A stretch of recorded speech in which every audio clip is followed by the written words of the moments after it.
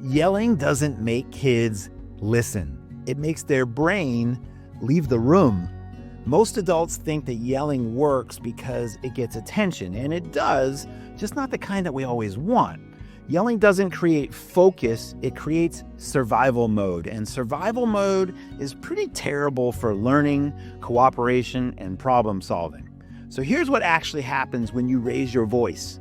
Your kid's amygdala, the fear center, the brain's alarm system, fires up almost instantly. And once that alarm goes off, the brain starts to reroute resources away from the prefrontal cortex. And that's the part responsible for good stuff like listening, self-control, memory, decision-making. So when adults yell, kids don't think, oh yeah, I should clean up. Their nervous system thinks, I'm not safe here. And at that point, compliance, if it happens at all, is fear-based and short-lived. And the brain remembers the stress, not the lesson.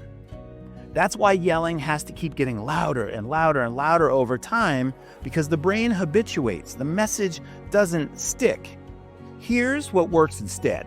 When a parent lowers their voice and slows their pace, something pretty powerful happens. The vagus nerve activates, and that's the pathway that signals safety and regulation.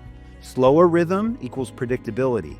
Predictability equals safety, and safety equals cooperation. Calm is neurological leverage. I saw a great example of this at a basketball practice. There was a 17-year-old point guard who was really struggling. The kid missed 2 easy plays, 2 easy passes, and the coach immediately started to yell from the sideline. The kid's shoulders tightened and his play got worse. Then the coach very smartly called a timeout.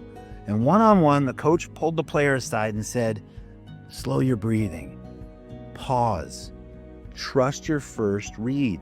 The next possession, the kid executed a beautiful assist, perfect play. Same correction, just different delivery, slow and low. Kids don't resist instructions, they resist dysregulation. And so when adults speak faster or louder, kids' heart rates spike. And when adults slow down, even slightly, kids recover from frustration faster. They don't just follow your words, they follow your state. So if yelling worked, you'd need less of it over time, right? The fact that you need it more is the clue. Calm is the signal that turns the thinking brain back on. And once the brain feels safe, everything else becomes possible. So next time things get heated, go slow and low for better results.